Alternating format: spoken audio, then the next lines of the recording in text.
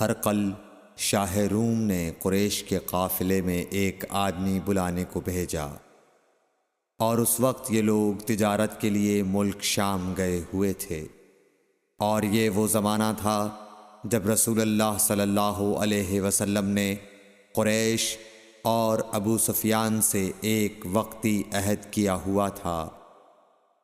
جب ابو سفیان اور دوسرے لوگ ہرقل کے پاس ایلیا پہنچے جہاں ہرقل نے دربار طلب کیا تھا، اس کے گرد روم کے بڑے بڑے لوگ، علماء، وزراء و امراء بیٹھے ہوئے تھے۔ ہرقل نے ان کو اور اپنے ترجمان کو بلوایا، پھر ان سے پوچھا کہ تم میں سے کون شخص مدعی رسالت کا زیادہ قریبی عزیز ہے؟ ابو سفیان کہتے ہیں کہ میں بول اٹھا کہ میں اس کا سب سے زیادہ قریبی رشتہ دار ہوں۔ یہ سن کر ہرقل نے حکم دیا کہ اس ابو سفیان کو میرے قریب لا کر بٹھاؤ اور اس کے ساتھیوں کو اس کی پیٹھ کے پیچھے بٹھا دو۔ پھر اپنے ترجمان سے کہا کہ ان لوگوں سے کہہ دو کہ میں ابو سفیان سے اس شخص یعنی محمد صلی اللہ علیہ وسلم کے حالات پوچھتا ہوں، اگر یہ مجھ سے کسی بات میں جھوٹ بول دے تو تم اس کا جھوٹ ظاہر کر دینا۔ ابو سفیان کا قول ہے کہ خدا کی قسم اگر مجھے یہ غیرت نہ آتی کہ یہ لوگ مجھ کو جھٹلائیں گے تو میں آپ صلی اللہ علیہ وسلم کی نسبت ضرور غلط گوئی سے کام لیتا۔ خیر، پہلی بات جو ہرقل نے مجھ سے پوچھی وہ یہ کہ اس شخص کا خاندان تم لوگوں میں کیسا ہے؟ میں نے کہا وہ تو بڑے اونچے عالی نسب والے ہیں۔ کہنے لگا اس سے پہلے بھی کسی نے تم لوگوں میں ایسی بات کہی تھی؟ میں نے کہا نہیں۔ کہنے لگا اچھا اس کے بڑوں میں کوئی بادشاہ ہوا ہے؟ میں نے کہا نہیں۔ پھر اس نے کہا بڑے لوگوں نے اس کی پیروی اختیار کی ہے یا کمزوروں نے؟ میں نے کہا نہیں، کمزوروں نے۔ پھر کہنے لگا اس کے تابعدار روز بڑھتے جاتے ہیں یا کوئی ساتھی پھر بھی جاتا ہے؟ میں نے کہا نہیں۔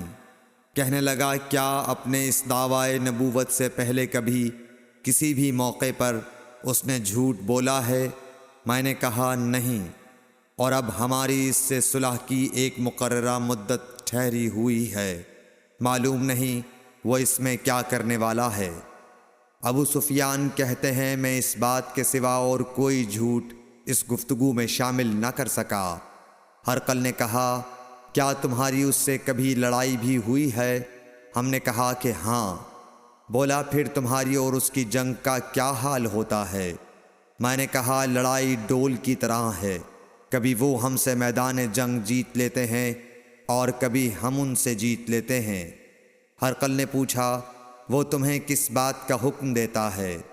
میں نے کہا وہ کہتا ہے کہ صرف ایک اللہ ہی کی عبادت کرو، اس کا کسی کو شریک نہ بناؤ، اور اپنے باپ دادا کی شرک کی باتیں چھوڑ دو، اور ہمیں نماز پڑھنے، سچ بولنے، پرہیزگاری اور صلہ رحمی کا حکم دیتا ہے۔ یہ سب سن کر پھر ہرقل نے اپنے ترجمان سے کہا کہ ابو سفیان سے کہہ دے کہ میں نے تم سے اس کا نسب پوچھا تو تم نے کہا کہ وہ ہم سے عالی نسب ہے، اور پیغمبر اپنی قوم میں عالی نسب ہی بھیجے جایا کرتے ہیں۔ میں نے تم سے پوچھا کہ دعوی نبوت کی یہ بات تمہارے اندر اس سے پہلے کسی اور نے بھی کہی تھی؟ تو تم نے جواب دیا کہ نہیں۔ تب میں نے اپنے دل میں کہا کہ اگر یہ بات اس سے پہلے کسی اور نے کہی ہوتی تو میں سمجھتا کہ اس شخص نے بھی اسی بات کی تقلید کی ہے جو پہلے کہی جا چکی ہے۔ میں نے تم سے پوچھا کہ اس کے بڑوں میں کوئی بادشاہ بھی گزرا ہے؟ تو تم نے کہا کہ نہیں۔ تو میں نے دل میں کہا کہ ان کے بزرگوں میں سے کوئی بادشاہ ہوا ہوگا تو کہہ دوں گا کہ وہ شخص اس بہانے اپنے آباء و اجداد کی بادشاہت اور ان کا ملک دوبارہ حاصل کرنا چاہتا ہے۔ اور میں نے تم سے پوچھا کہ اس بات کے کہنے یعنی پیغمبری کا دعویٰ کرنے سے پہلے تم نے کبھی اس کو دروغ گوئی کا الزام لگایا ہے؟ تم نے کہا کہ نہیں۔ تو میں نے سمجھ لیا کہ جو شخص آدمیوں کے ساتھ دروغ گوئی سے بچے وہ اللہ کے بارے میں کیسے جھوٹی بات کہہ سکتا ہے۔ اور میں نے تم سے پوچھا کہ بڑے لوگ اس کے پیرو ہوتے ہیں یا کمزور آدمی؟ تم نے کہا کمزوروں نے اس کی اتباع کی ہے۔ تو دراصل یہی لوگ پیغمبروں کے متبعین ہوتے ہیں۔ اور میں نے تم سے پوچھا کہ اس کے ساتھی بڑھ رہے ہیں یا کم ہو رہے ہیں؟ تم نے کہا کہ وہ بڑھ رہے ہیں، اور ایمان کی کیفیت یہی ہوتی ہے حتیٰ کہ وہ کامل ہو جاتا ہے۔ اور میں نے تم سے پوچھا کہ آیا کوئی شخص اس کے دین سے ناخوش ہو کر مرتد بھی ہو جاتا ہے؟ تم نے کہا نہیں۔ تو ایمان کی خاصیت بھی یہی ہے، جن کے دلوں میں اس کی مسرت رچ بس جائے وہ اس سے لوٹا نہیں کرتے۔ اور میں نے تم سے پوچھا کہ آیا وہ کبھی عہد شکنی کرتے ہیں؟ تم نے کہا نہیں۔ پیغمبروں کا یہی حال ہوتا ہے، وہ عہد کی خلاف ورزی نہیں کرتے۔ اور میں نے تم سے کہا کہ وہ تم سے کس چیز کے لیے کہتے ہیں؟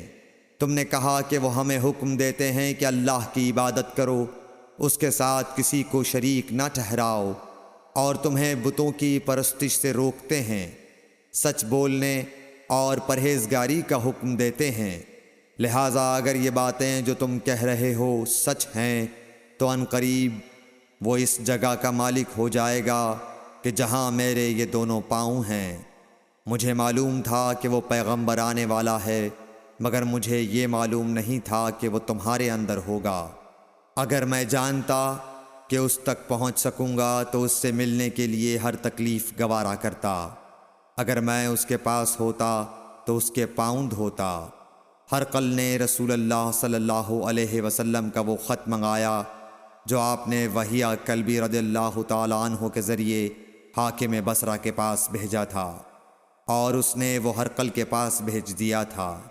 پھر اس کو پڑھا تو اس میں لکھا تھا، اللہ کے نام کے ساتھ جو نہایت مہربان اور رحم والا ہے۔ اللہ کے بندے اور اس کے پیغمبر محمد صلی اللہ علیہ وسلم کی طرف سے یہ خط ہے شاہ روم کے لیے۔ اس شخص پر سلام ہو جو ہدایت کی پیروی کرے۔ اس کے بعد میں آپ کے سامنے دعوت اسلام پیش کرتا ہوں۔ اگر آپ اسلام لے آئیں گے تو دین و دنیا میں سلامتی نصیب ہوگی، اللہ آپ کو دوہرا ثواب دے گا۔ اور اگر آپ میری دعوت سے روگردانی کریں گے تو آپ کی رعایا کا گناہ بھی آپ ہی پر ہوگا۔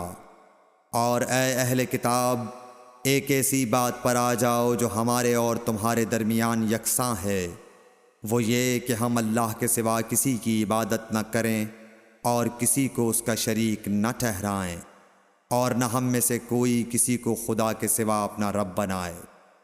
پھر اگر وہ اہل کتاب اس کتاب سے منہ پھیر لیں تو مسلمانوں، تم ان سے کہہ دو کہ تم مانو یا نہ مانو، ہم ایک خدا کے اطاعت گزار ہیں۔ ابو سفیان کہتے ہیں، جب ہرقل نے جو کچھ کہنا تھا کہہ دیا اور خط پڑھ کر فارغ ہوا تو اس کے ارد گرد بہت شور و غوغا ہوا، بہت سی آوازیں اٹھیں اور ہمیں باہر نکال دیا گیا۔ تب میں نے اپنے ساتھیوں سے کہا کہ ابو کبشہ کے بیٹے حضرت صلی اللہ علیہ وسلم کا معاملہ تو بہت بڑھ گیا۔ دیکھو تو اس سے بنی اصفر روم کا بادشاہ بھی ڈرتا ہے۔ مجھے اس وقت سے اس بات کا یقین ہو گیا کہ حضور صلی اللہ علیہ وسلم ان قریب غالب ہو کر رہیں گے، حتیٰ کہ اللہ نے مجھے مسلمان کر دیا۔ راوی کا بیان ہے کہ ابن ناطور ایلیا کا حاکم ہرقل کا مصاحب اور شام کے نصارہ کا لاٹ پادری بیان کرتا تھا کہ ہرقل جب ایلیا آیا ایک دن صبح کو پریشان اٹھا تو اس کے درباریوں نے دریافت کیا کہ آج ہم آپ کی حالت بدلی ہوئی پاتے ہیں، کیا وجہ ہے؟ ابن ناطور کا بیان ہے کہ ہرقل نجومی تھا، علم نجوم میں وہ پوری مہارت رکھتا تھا۔ اس نے اپنے ہم نشینوں کو بتایا کہ میں نے آج رات ستاروں پر نظر ڈالی تو دیکھا کہ ختنہ کرنے والوں کا بادشاہ ہمارے ملک پر غالب آ گیا ہے۔ بھلا اس زمانے میں کون لوگ ختنہ کرتے ہیں؟ انہوں نے کہا کہ یہود کے سوا کوئی ختنہ نہیں کرتا، سو ان کی وجہ سے پریشان نہ ہوں۔ سلطنت کے تمام شہروں میں یہ حکم لکھ بھیجیے کہ وہاں جتنے یہودی ہوں سب قتل کر دیے جائیں۔ وہ لوگ انہی باتوں میں مشغول تھے کہ ہرقل کے پاس ایک آدمی لایا گیا جسے شاہ غسان نے بھیجا تھا۔ اس نے رسول اللہ صلی اللہ علیہ وسلم کے حالات بیان کیے۔